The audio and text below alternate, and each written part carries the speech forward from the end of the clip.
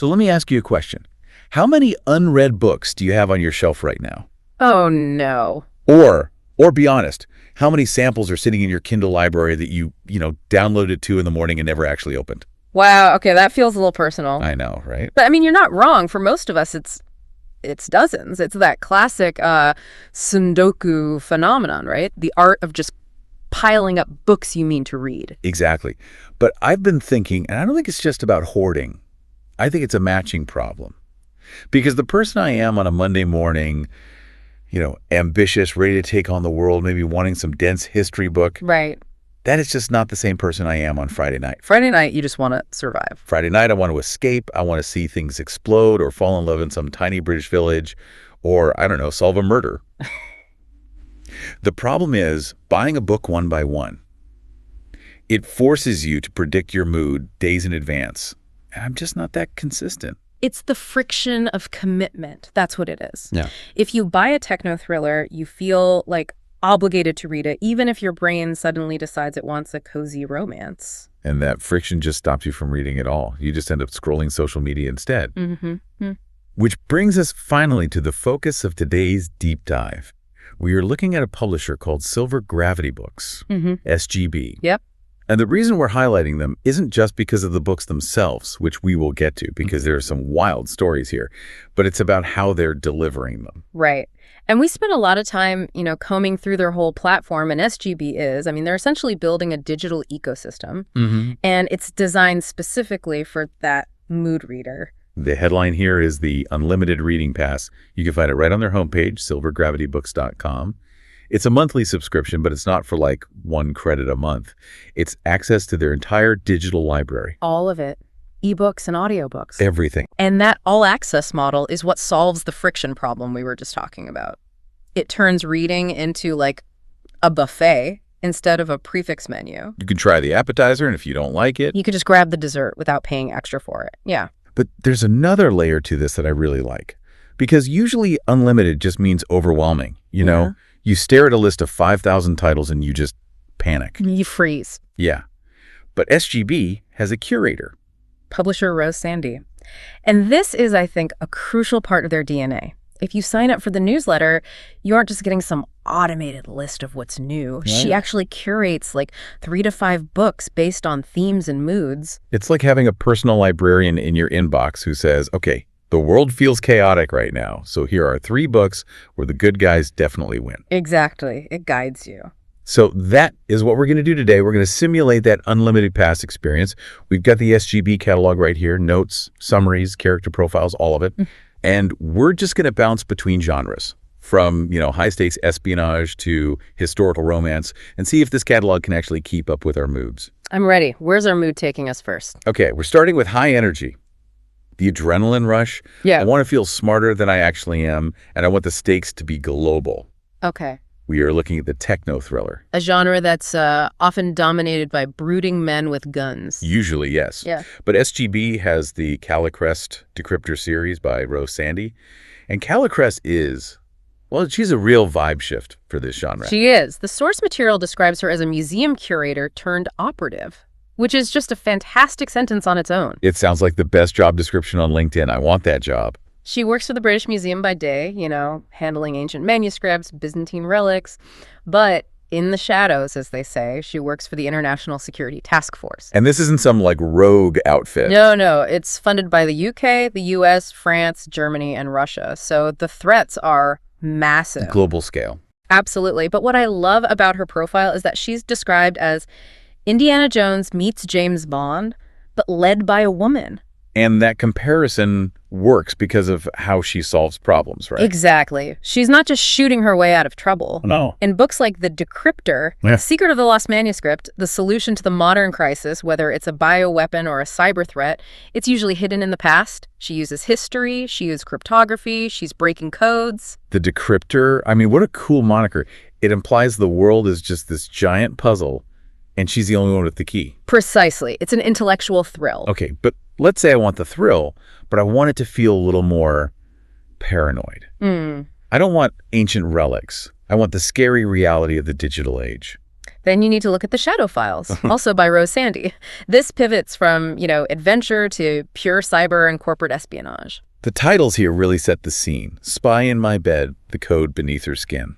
It feels invasive, doesn't it? It does. It feels like the threat isn't a bomb, it's a line of code. That's exactly right. The notes for the series really highlight that the protagonists are these intelligent women caught in the crossfire of, AI, big data, corporate sabotage. There was a line in the source material that really stood out to me. The villain is often information itself. That stopped me in my tracks when I read it, because that is the defining anxiety of our time, isn't it? We aren't afraid of a Soviet invasion anymore. We're afraid of our data being leaked. Or an algorithm manipulating us. Right. And the Shadow Files takes that fear and just turns it into a high-octane thriller. So that's the adrenaline mood sorted. But let's shift gears. Let's say the real world is a bit too much. I don't want to read about cyber warfare because I just spent all day resetting my passwords. Fair enough. I want to go somewhere else completely. I want to ask, what if? Then we are entering the sci-fi and dystopian wing of the Silver Gravity universe. And the world building here is really ambitious. Let's start with the Starfall series by Taylor Knox. The premise here is classic speculative fiction. The tagline is, "When stars fall, heroes rise." It sounds very poetic, but we are talking about actual meteorites, right? We are. Meteorites landing on Earth. But they aren't just space rocks. They gift power, these rare isotopes, but they also bring these massive threats with them. A double-edged sword from the sky. Exactly. And what I liked about the notes on this one is the geography. Usually when aliens or meteors hit, they only seem to target, New York or LA? Always. True. But Starfall is global. The books take you to Ground Zero London and then Sydney Submersion.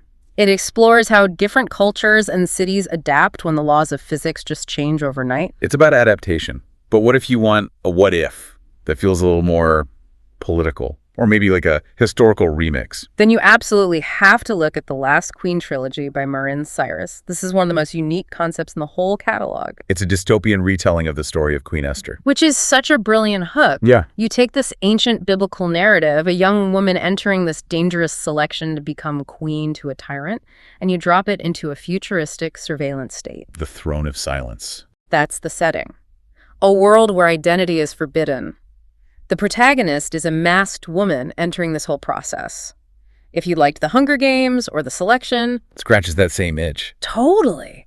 But with these deeper roots, it's high-stakes court intrigue, but the blueprint is thousands of years old. It's familiar and totally alien at the same time. Speaking of ancient blueprints and modern settings, we have to talk about Daughters of Zeus. By Averin Voss. This is urban fantasy, but it's very chic. The concept is that the 9 muses of Greek mythology are reborn as modern women. And they aren't just, sitting around on clouds. They are in the trenches of modern life. They're investigative journalists, hackers, ballerinas, scientists. Living in New York and London. Yep. But they're still fighting a war. The Order of the Titans. It's a secret war happening right under our noses. In Book 1, The Tragedy Code, the Muse of Tragedy, is a journalist who's investigating these murders in the art world. I love that. It takes the whole chosen one trope, but gives them day jobs. And it makes the magic feel grounded. It's fantasy for people who maybe don't usually read high fantasy. Okay, so we've saved the world, we've fought titans. Now, I'm tired. I get it. I want to curl up on the sofa. I want comfort. I want romance. And this is a huge category for mood readers. Right. SGB seems to get that romance isn't just one thing. Sometimes you want sweet, sometimes you want spicy, sometimes you want glamorous. Let's start with the sweet, the warm hug in book form. That would be the Havenbrook series by Audrey Stone. Even the name Havenbrook just lowers my blood pressure. It's set in a fictional coastal town in Cornwall, England. So you can picture it. Cobblestone streets, crashing waves, a bakery that probably smells incredible. And the cat.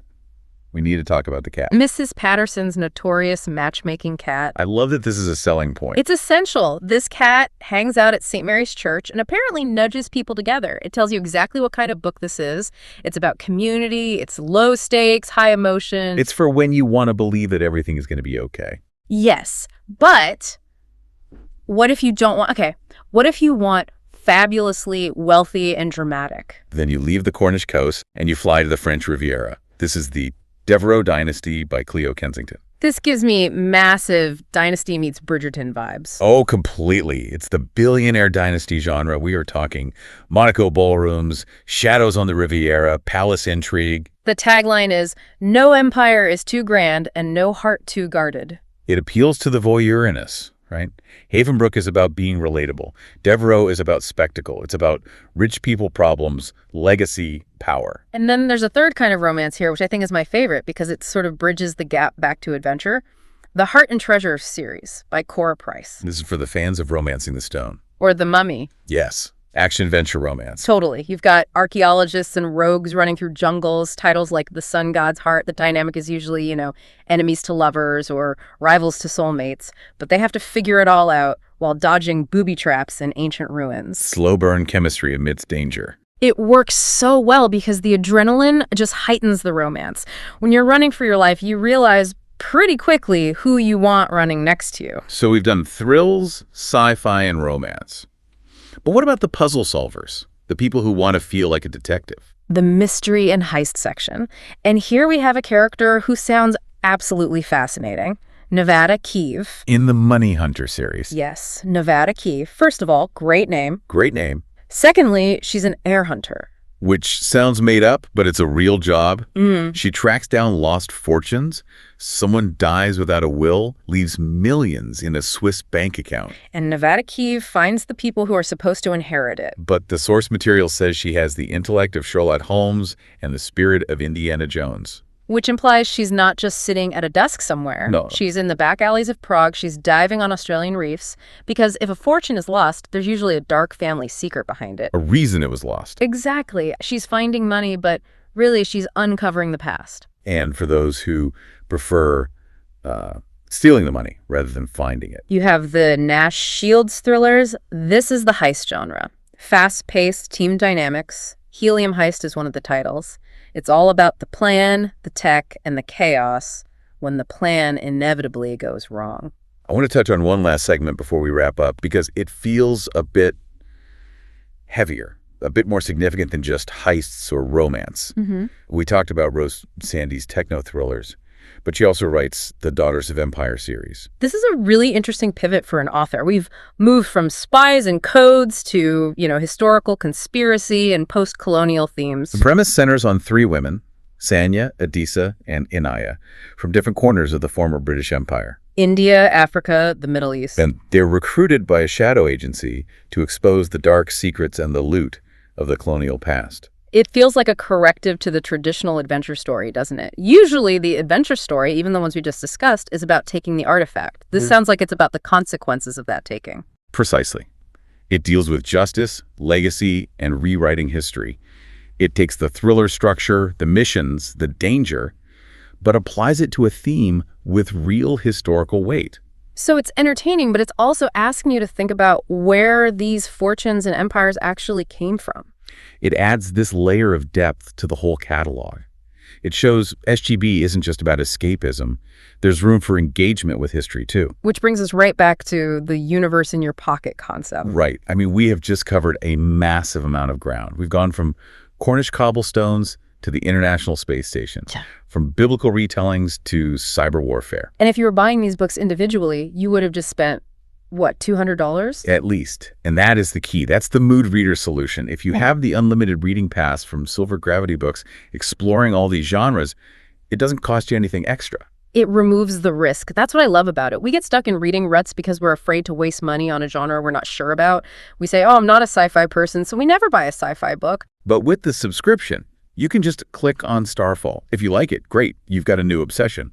If not, you switch to the Havenbrook romance. No harm done. It lets you redefine yourself as a reader. And again, if this list felt overwhelming because we did throw a lot of titles at you, don't forget the newsletter. Yes. Rose Sandy's curation.